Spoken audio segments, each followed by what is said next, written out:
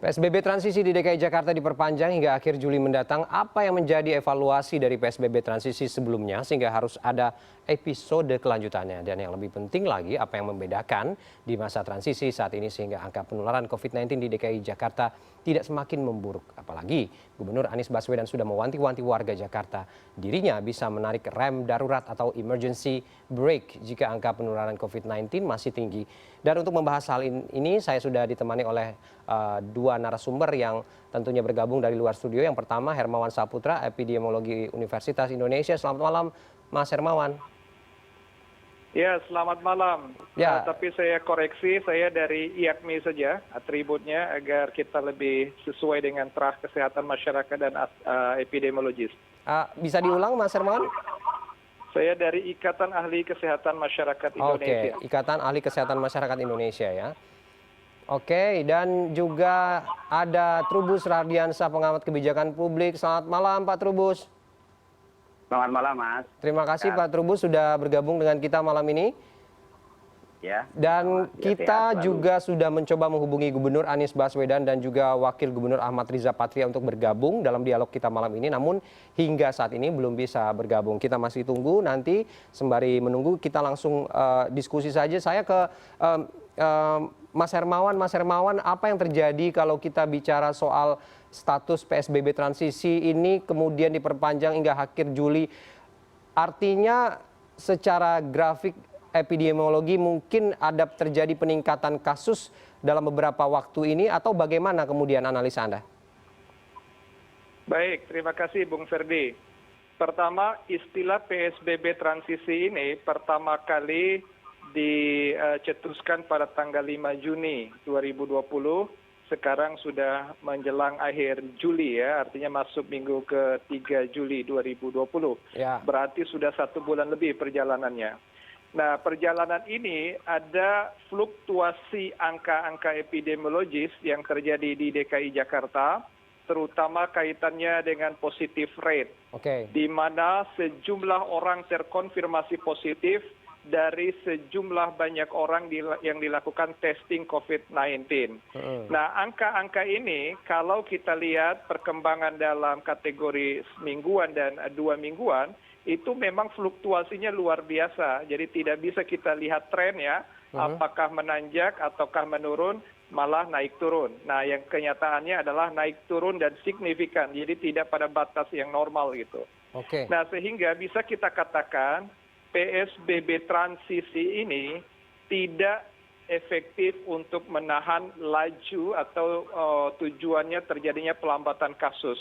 Maka hemat kami dari perspektif kesehatan masyarakat, PSBB ini harus dikembalikan kepada definisi aslinya bahwa PSBB ini harus dioptimalkan.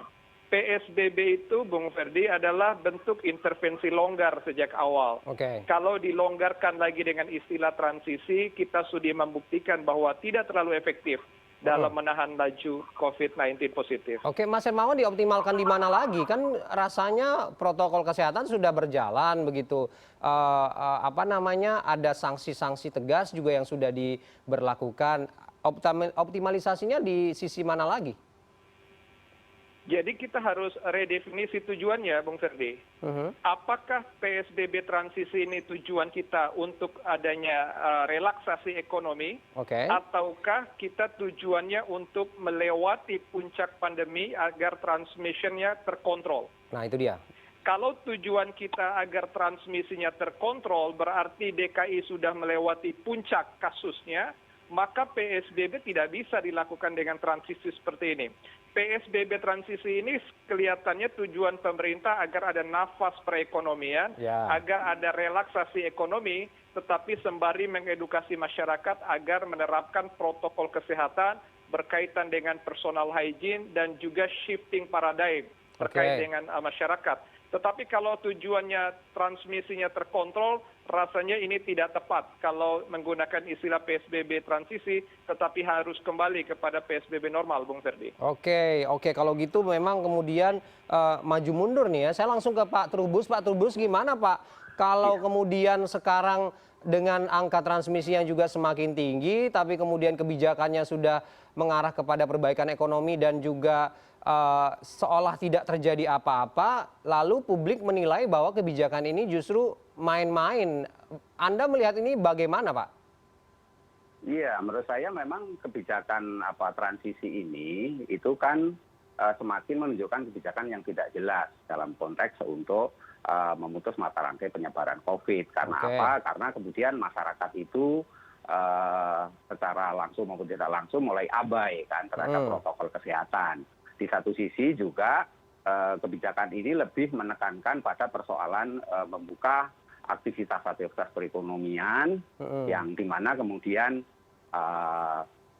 terkait dengan perilaku masyarakat ini hanya sekedar sosialisasi menggunakan cara-cara yang menurut saya kurang efektif ya kan. Oke. Misalnya ya kan caranya itu cuma disarankan memakai masker, memakai physical distancing dan sebagainya. Jadi protokol kesehatan itu ternyata belum dipahami betul oleh masyarakat, tetapi pemerintah sudah terburu-buru membuka ya kegiatan-kegiatan aktivitas perekonomian. Nah inilah yang menyebabkan kemudian satu sisi COVID naik terus, satu sisi juga kegiatan ekonomi naik. Nah disitulah ada dua hal. Yang pertama adalah peluang intensif ya interaksi sosial masyarakat, terutama di situ warga yang kategorinya OTG itu kemudian mentransmisikan penularan COVID. Yang kedua, masyarakat ini mulai lengah gitu ya, lengah, abai terhadap yang namanya protokol kesehatan. Oke. Meskipun ada juga yang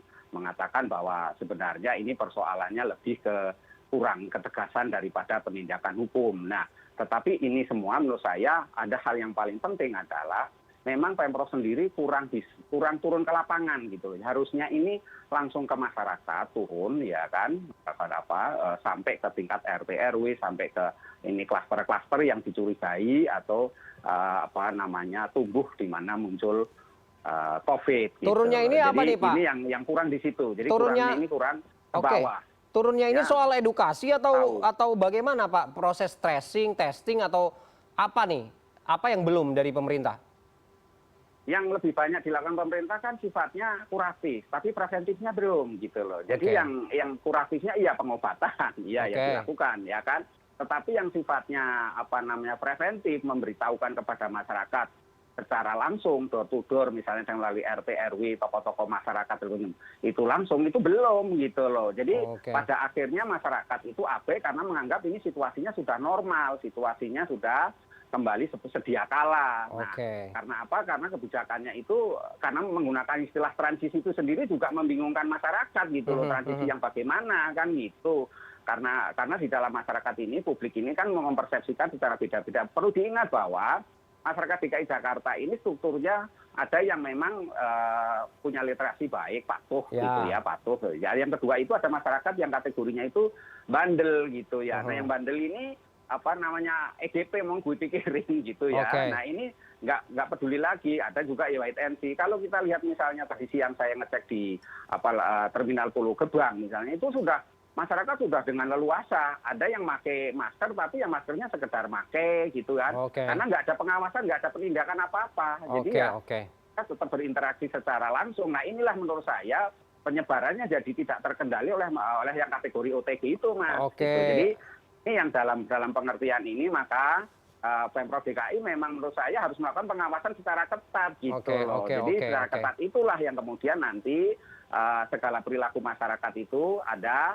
sanksi, meskipun sanksinya sudah ada, sanksi itu sudah dilakukan sebagian, tapi sanksinya bukan ke perilaku masyarakat, tapi sanksinya lebih ke pelaku usaha itu mana-mana yang melanggar kesehatan. Jadi sampai diumumkan 1,3 miliar kan terkumpul dana yang akibat pelanggar itu. Tetapi itu belum menyentuh ke persoalan akarnya itu ada di masyarakat, perilaku masyarakatnya sendiri. Oke, gitu. Pak Jadi Trubus. ini juga ada hal lain menurut saya, Mas, yaitu di mana pihak Pemprov kali ini membuat kebijakan itu selalu menyalahkan masyarakat yang kurang disiplin lah, yang cenderung abai lah ini. Tetapi bagaimana kebijakan itu dibuat juga tidak pernah menjelaskan secara detail kepada masyarakat. Oke, Pak Trubus. ikuti saja gitu loh. Oke, kita tapi harus melihat ini secara komprehensif bahwa kemudian Jakarta tidak bisa berdiri sendiri. Secara kesatuan juga didukung oleh daerah-daerah penyangga. Ini kan juga jadi salah satu faktor penyumbang soal optimalisasi yang tadi disebutkan oleh Mas Hermawan, oleh Pak Trubus. Bagaimana kemudian, apakah juga koordinasi antara Jakarta dengan daerah penyangga ini juga tidak terjalin dengan baik begitu atau bagaimana? Iya, menurut saya memang tidak terjalin dengan baik, di mana kemudian misalnya DKI Jakarta menerapkan transisi, tapi untuk Tangerang Raya kan tetap PSBB juga, ya menerapkan sendiri. Sementara yang Bekasi, Depok dan Bogor itu menerapkan dengan cara yang menggunakan istilahnya PSBB proporsional gitu ya bahasanya, atau adaptasi kenormalan baru itu dalam bahasa Jawa Barat. Nah, sehingga ini yang menyebabkan koordinasinya kurang, lemahnya koordinasi, lemahnya kolaborasi ini menjadi penyebab. Seolah ini kan jalan sendiri-sendiri ya kan, jadi jalan sendiri, ego sektoral masing-masing, di mana kemudian Jawa Barat berjalan sendiri, DKI jalan sendiri, Banten juga jalan sendiri. Nah, harusnya ini juga perlu diingat, DKI Jakarta ini ada ketergantungan pada pusat. Sehingga harusnya ini pusat juga diajak bicara. Artinya pusat ini juga duduk bersama. Nah, untuk Pemprov DKI ini pengertiannya kan harus juga dengan Dewan kan, DPRD. Nah, DPRD-nya juga diajak bicara gitu ya, diajak ini duduk bersama, menyelesaikan secara baik. Ini bagaimana mengatasinya secara bersama. Jadi wilayah penyangga, kemudian unsur-unsur pusat juga, dan termasuk di dalamnya unsur Dewan, ini juga harus secara kolaboratif dilibatkan gitu lah. Di samping tadi saya katakan terkait bagaimana mereka ini bisa terjun langsung ke masyarakat. Karena ini kan seperti ada gap gitu loh, Mas, ada hal yang terputus di situ gitu ya. Sehingga masyarakat jalan sendiri, kebijakannya, yang pembuat kebijakan juga jalan sendiri, wilayah penyangganya jalan sendiri-sendiri. Lah inilah kemudian yang katakan tulis tadi ada di sini terkesan adanya lengah gitu. Nah, kurangnya koordinasi, kurangnya komunikasi juga ya, yang menjadikan karena masing-masing berjalan menurut kekuasaan dan kewenangannya masing-masing. Itu jadi sulit di situ, Mas. Oke, saya ke Mas Hermawan lagi. Kalau gitu Mas Hermawan yang lebih sering mungkin melihat bagaimana kondisi atau fakta di lapangan dengan masyarakat, memantau ini, apakah kemudian yang disampaikan Pak Trubus itu memang terjadi, Mas? Tapi kan kita juga tidak bisa pungkiri di saat PSBB kemarin itu dilakukan di transisi lah, sebelum ini dilanjutkan. Aktivitas masyarakat berkerumun tanpa menjaga jarak, mengabaikan protokol kesehatan, bahkan kita melihat ada demonstrasi dilakukan beberapa kali di Jakarta. Artinya ini memang ini faktor yang sangat menentukan, transmisi itu masih terus terjadi di tengah masyarakat. Ya, kami ingin mengingatkan bahwa kita ini akan berlama berdampingan dengan COVID atau coronavirus ini. Jadi karena kita lama berdampingan, kita harus mampu mengukur seberapa lama dan seberapa dampak kita ini berdampingan dengan corona. Nah, maka cara terbaik sebenarnya kembali ke motivasi pemerintah. Motivasi pemerintah apakah mengutamakan ketahanan ekonomi ataukah melewati puncak pandemi atau transmission control. Jadi terkendali atau tidak dulu. Ini sangat prinsipal menurut saya. Kalau tujuan pemerintah untuk mengendalikan transmisi, baru kita melakukan prioritas strategi dalam arti ekonomi, sosial, dan juga aktivitas-aktivitas sektor lain, maka cara terbaik adalah kembali meredefinisikan PSBB pada bentuk aslinya. PSBB tidak bisa disebut lagi sebagai PSBB transisi atau PSBB proporsional. PSBB ya PSBB saja. Bahwa ada transisi yang dilakukan oleh pemerintah, penyiapan infrastruktur, penyusun kebijakan, bagaimana mekanisme ekonomi, dan juga transisi edukasi dan perilaku masyarakat, itu sesuatu yang natural, behind saja. Health problem is beyond health. Urusan kesehatan memang bukan tanggung jawab orang kesehatan semata, tetapi kita harus kembalikan pada keputusan Presiden nomor 11 tahun 2020 yang mengatakan bahwa ini adalah kedaruratan kesehatan masyarakat. Kalau kita mau lewat dari masa darurat, maka fokus pada transmisi yang harus terkendali. Dan cara terbaik, kami pernah diskusi dengan para pakar ekonomi, bahwa kemampuan perusahaan swasta dan daya tahan kita saat ini setelah bulan kelima dihinggapi oleh COVID, itu masih sekitar 3 bulan ke depan. Kita tidak ingin 3 bulan ke depan terus diperpanjang PSBB transisi. Sudah saja sekali dalam 3 minggu ya, atau dalam satu periode, bukan transisi, tapi PSBB kembali optimal 3 minggu saja, dengan harapan kita akan melewati puncak pandemi, maka kita menjadi rileks untuk melakukan upaya-upaya lain untuk terus mengendalikan penurunan COVID. Tetapi puncaknya harus kita lewati dengan cara mengembalikannya secara optimal, bukan dengan transisi. Sekarang kita tidak bisa mengukur, Bung Ferdi, seberapa jauh kita punya dampak dari COVID dan seberapa jauh dampak ini berkaitan dengan dampak ekonomi. Jadi sejauh ini kita tidak bisa mengukur. Kita harus melakukan redefinisi kembali dengan tujuan PSBB ini. Artinya kemudian evaluasinya juga harus terukur begitu ya Mas Hermawan. Kita akan kembali lagi nanti, saya ingin bertanya kepada Anda seberapa mungkin kalau kemudian Jakarta balik lagi kepada masa PSBB seperti Anda sampaikan tadi, dengan checkpoint di mana-mana, dengan sanksi yang lebih tegas, atau mekanisme seperti apa yang direkomendasikan oleh Pak Trubus nanti terhadap kebijakan baru ini. CNN Indonesia Prime News segera kembali usai jeda.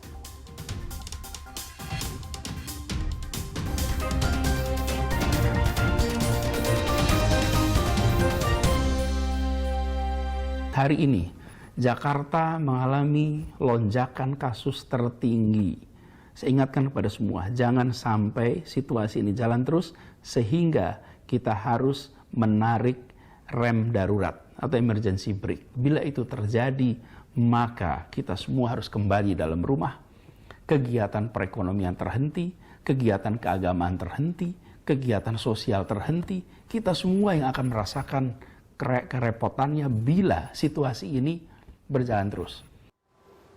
Ya, kita kembali ke diskusi kita malam ini. Saya ke Pak Trubus. Pak Trubus, narasi yang seperti disampaikan Gubernur DKI Jakarta seperti tadi itu bagaimana menurut Anda?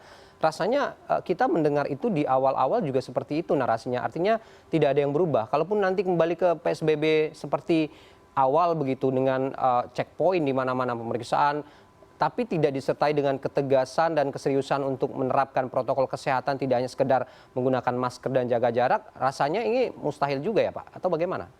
Iya, menurut saya sih tidak akan efektif dan satu mission impossible gitu ya. Jadinya sulit untuk dilaksanakan. Karena apa? Karena kalau misalnya balik ke semula, ini tidak mungkin kan. Ini mundur misalnya direm kebijakan, itu kan secara rasional komprehensif bisa.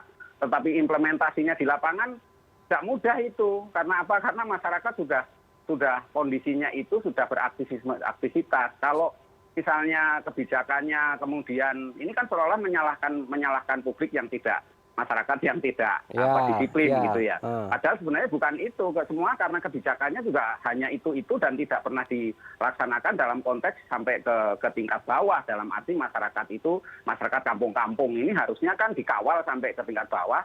Pengawasannya semakin ketat, nah itu bisa berjalan. Tapi yang terjadi itu kan justru malah kita berwacana di media ataupun informasi-informasi yang selalu mengatakan rem kebijakan. Bagaimana mau mengatakan rem kebijakan kalau kondisi masyarakatnya juga situasinya juga membutuhkan aktivitas yang tidak ada jaminan kepastian hidupnya juga kan gitu. Di satu sisi juga Pemprov juga membutuhkan PAD kan, pendapatan asli daerah kan, anggarannya juga dari 87 triliun satu tahun ini juga sudah 53% kan tersedot situasinya, artinya mengalami penurunan yang sangat drastis. Nah ini juga mau tidak mau akan melaksanakan apa yang dinamakan dengan kebijakan yang memprioritaskan soal perekonomian gitu Mas. Jadi kalau kita bicara mengenai rasional komprehensifnya benar, tapi dalam konteks implementasinya jadi tidak mungkin itu. Bagaimana mau mengembalikan secara ketat hanya penegakan hukum. Misalnya kalau bisa ini sekarang tidak perlu pakai titik-titik lagi, ya pengecekan juga tidak perlu, tapi sekarang turun ke bawah, turun ke masyarakat, langsung ke kampung-kampung, itu karena kampung di Jakarta ini ada yang tinggalnya di kampung, ada yang tinggal di bantaran sungai, ada juga yang tinggalnya di pinggiran rel, gitu lah. Jadi itu langsung saja disampaikan melalui RT RW, tokoh-tokoh masyarakat keagamaan secara bersama, namanya kebijakannya PSM itu, peran serta masyarakat, gitu. Nah, disinilah kemudian nanti bisa dibangun satu pemikiran yang namanya bottom up kan gitu ya. Jadi kan kebijakan selama ini kan kebijakan top down dari atas begini, tapi di bawahnya nggak jalan kan ya.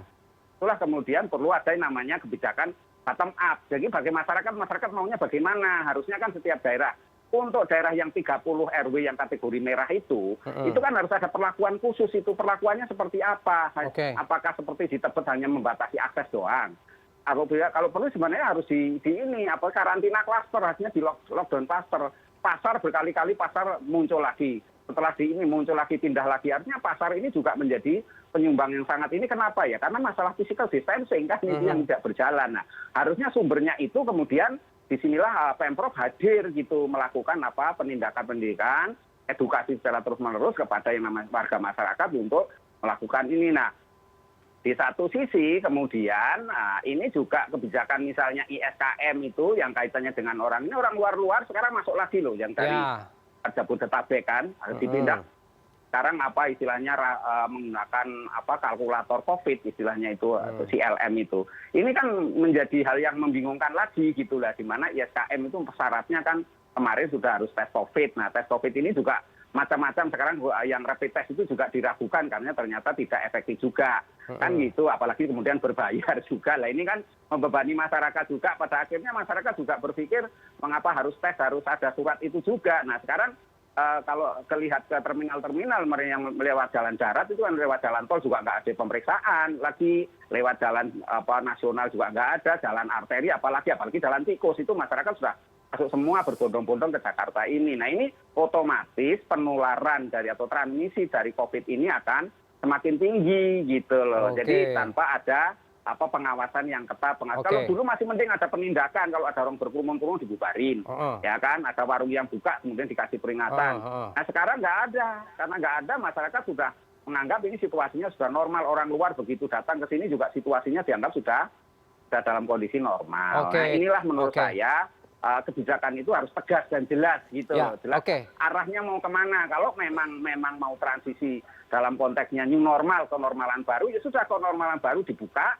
Tetapi dengan penindakan hukum yang tegas dan satu lagi dengan melalui keteladanan. Artinya para pimpinan ini turun ke bawah dan ketiganya yaitu dengan edukasi terus-menerus ke masyarakat door to door. Nah itu bisa dilakukan sehingga masyarakat itu memahami. Tapi kalau hanya sekedar memberikan informasi-informasi, sekedar petunjuk-petunjuk, saya kira instruksi-instruksi apalagi arahan-arahan yang sifatnya lebih dalam tanda petik mengancam gitu, nanti saya tutup lagi akan rem kebijakan segala itu tidak akan berjalan efektif nantinya gitu. Jadi artinya kemudian pembatasan jumlah orang di sebuah tempat umum gitu ataupun juga kemarin kan wacananya 29 ini akan membuka bioskop tapi kemudian ditarik lagi kebijakan nggak jadi begitu. Ini belum bisa dilakukan seperti itu ya, pembatasan atau kebijakannya ditarik, atau memang harus optimalisasinya terhadap edukasi dan turun langsung ke lapangan begitu ya Pak Trubus ya? Iya kan pada akhirnya kan apakah kita bisa ngecek ke lapangan, artinya ke kampung-kampung itu sudah ada belum edukasinya. Kan pada kenyataannya kita sebagai warga Jakarta mengatakan belum kan. Apakah pernah mendatangi ke RT RW kemudian didatangi diberikan pemahaman, kan juga nggak ada itu gitu loh. Yang terjadi itu terutama yang di kampung-kampung loh, yang tinggal di kampung-kampung. Ini kan juga menjadi masalah bagaimana kemudian RT RW atau tokoh-tokoh masyarakat, tokoh agama misalnya kaitannya dengan tempat ibadah yang beribadah yang sudah dibuka juga, itu kan juga menjadi hal yang otomatis transmisinya mengikuti juga kan gitu. Artinya COVID ini juga tumbuh di situ. Nah, saya khawatir ini justru klaster-klaster baru akan muncul terus. Misalnya bioskop ditutup pun misalnya ya artinya kalaupun dibuka juga belum tentu itu menimbulkan klaster baru juga kalau memang kita tegas di dalam pengawasannya. Tapi kalaupun tetap ditutup termasuk dalam hal ini juga sektor pendidikan kan gitu sampai hari masih ditutup misalnya atau belum berjalan optimal, ini juga tidak menjamin bahwa penularannya akan menurun juga gitu tanpa ada penindakan. Nah, ini kan yang kurang kan di situ saja. Sebenarnya kebijakan itu pada tataran implementasinya saja yang bagaimana kita mengimplementasikan secara baik, tidak lagi berwacana-wacana, istilahnya rasionalisasi kebijakan ataupun rasional komprehensif gitu bahasanya. Oke, Mas Hermawan, saya ke Anda mungkin tidak kalau kemudian emergency brake atau rem darurat ini akan ditarik oleh pemerintah Provinsi DKI Jakarta. Kalau kemudian kebijakan-kebijakan yang tadi disampaikan, kelonggaran-kelonggaran yang terjadi, pengawasan dan edukasi yang masih minim ini masih terus berlangsung begitu? Saya mengevaluasi untuk pemerintah DKI ya, dari 3 poin yang dievaluasi ada 1 yang sudah cukup baik, yaitu health system capacities. Ini progresnya lebih baik, termasuk kapasitas pemeriksaan, koordinasi lintas sektor dan lain-lain. Tetapi 2, ini juga disinggung oleh Pak Trubus tadi, ini menjadi sebuah catatan besar yang akhirnya membuat tidak konsisten. Pertama berkaitan dengan community-based initiative, upaya yang bersumber daya masyarakat. Ini betul-betul belum mengakar, padahal menangani dan melawan COVID ini harus betul-betul endorse peran serta masyarakat itu sendiri atau community-based initiative. Daya tahan kita ditentukan oleh daya tahan dan inisiatif yang berbasis masyarakat. Secara teknis kita bisa uraikan lebih panjang sebenarnya. Tetapi ada 1 poin lagi di samping 3 poin tadi, yaitu adanya sinkronisasi dan harmonisasi kebijakan. Kami menyebutnya sinkronisasi antar pemerintah daerah dengan pemerintah pusat, tapi juga harmonis antara DKI, Depok, Bogor, Bekasi, dan Tangerang. Jadi satu kawasan. Dan harus kita ingat, Bung Ferdi, di seluruh dunia sekarang COVID ini belum betul-betul mampu dikendalikan. Di Amerika saja kasus sudah 3.500.000 lebih dengan pusatnya di New York. New York itu adalah kota besar dengan semua sumber daya yang cukup lengkap, miriplah ukuran walaupun tidak persis dengan DKI untuk Indonesia. Kami ingin sekali DKI ini menjadi success story penanganan COVID untuk Indonesia. Bayangkan kasus ini sudah terjadi di seluruh wilayah Indonesia dan berbagai kota besar. Jawa Timur bahkan sudah menyalip DKI Jakarta. Tetapi kalau DKI mampu membuktikan diri, kalau kita sebut DKI berarti satu kawasan, Jabodetabek. Ini bisa membuktikan diri melewati kasus ini dengan baik, terkontrol, kemudian puncaknya kita udah lewati, maka ini akan menjadi contoh positif. Dan tiada cara lain. Cara terbaik untuk melewati puncak kasus ini adalah dengan mengembalikan PSBB. Tidak perlu berwacana, tidak perlu menyindir dan mengancam dalam tanda kutip, tetapi cukup katakan ya, kita ingin stop. 3 minggu ke depan kita kembali, tetapi kita akan berjuang, kita akan menjadi contoh sukses untuk di Indonesia. Supaya situasinya juga dapat direplikasi. Nah jadi ingin kita sampaikan bahwa mari Indonesia ini harus buktikan dulu punya kota atau satu kawasan yang memiliki contoh sukses dalam penanganan COVID. Dan itu tiada lain dan tidak ada opsi yang terbaik melainkan DKI dengan kawasan Jabodetabeknya. Ini kesiapan sumber daya sudah ada, tinggal willingness. Pemerintah mau nggak belajar, willing to learn, but also willing to change. Itu yang menjadi kata kunci. Mau belajar, tetapi juga mau merubah dan komitmen. Ketegasan dan komitmen itu yang harus ditindaklanjuti begitu ya. Terakhir saya ke Pak Trubus. Jadi tidak ada lagi kebijakan yang sifatnya uji coba ya Pak ya? Seperti Mas Hermawan bilang tadi, ketegasan dan komitmen itu. Kan itu PP 21. Ya, sudah didirikan dalam Permenkes nomor 9 itu. Nah, di kita di Pergub 33 kan sudah dijelaskan gitu, sanksinya di Pergub 41 sudah dibuat. Nah, itulah kemudian dilaksanakan saja di lapangan, langsung masuk ke kampung-kampung tadi, dari kampung-kampung ke RT RW, ke tokoh-tokoh masyarakat, tokoh agama, ya kan, kemudian ke tokoh-tokoh kepemudaan, Karang Taruna, semuanya. Jadi namanya peran serta masyarakat PSM. Jadi partisipasi publik itu yang perlu diutamakan sekarang. Karena apa? Karena kalau kita tetap pada pola-pola seperti yang selama ini, nanti pada ujungnya selesai ini transisi, akan panjang lagi PSBB transisi lagi. Akan PSBB lagi. Saya setuju dengan Pak Hermawan tadi. Kita satukan saja 3 minggu ini, kita bikin situasinya kembali ke PSBB betul. Jadi memang daerah-daerah yang kategori merah itu betul-betul harus di lockdown betul gitu ya. Itu daerah yang merah di lockdown benar, supaya aktivitas warganya dipantau sampai di mana, kemudian enggak ini supaya tidak menular ke tempat lain. Yang kategori OTG, inilah tes PCR ini segera terus dilakukan, apalagi sekarang ditemukan tes usap atau apa yang lebih canggih lagi, yang lebih cepat misalnya. Nah ini cobalah kemudian Pemprov DKI melakukan hal-hal yang sifatnya langsung empiris di masyarakat. Jadi tidak lagi berwacana-wacana, toh semua aturan sudah dibikin, semua kebijakan sudah dibuat, tinggal bagaimana implementasi di lapangan, dibutuhkan terobosan-terobosan. Yang penting adalah turun ke bawah. Padanan disitulah menunjukkan nanti masyarakat itu akan tahu bagaimana kondisi yang sesungguhnya. Informasi ini yang akan digunakan oleh masyarakat, menumbuhkan yang namanya kesadaran masyarakat. Tanpa itu semua nanti yang namanya sanksi itu, sanksi administrasi, sanksi denda, sanksi sosial, Nah, itu ditumbuhkan. Kalau perlu sanksi kurungan, enggak apa-apa. Jadi dikurung saja kalau mereka yang kategori bandel enggak ini. Nah, ini harus diberikan pemahaman supaya masyarakat itu jelas juga gitu loh. Jadi kalau memang sudah diedukasi secara baik nggak berhasil, ya kan sudah dikomunikasikan nggak baik, ya itulah yang terakhir adalah penegakan hukum. Nah, penegakan hukum ini tentu yang tadi saya katakan secara administrasi ditegakkan. Denda itu juga harus jelas bagaimana dendanya. Jangan tertulis di situ 250.000 nanti berubah jadi 150.000 atau 100.000. Nah, ini juga menjadi tidak jelas kan karena angka-angka ini. Nah, kemudian orang mewajibkan pakai masker. Nah, itu Pemprov DKI harus menyediakan masker gratis.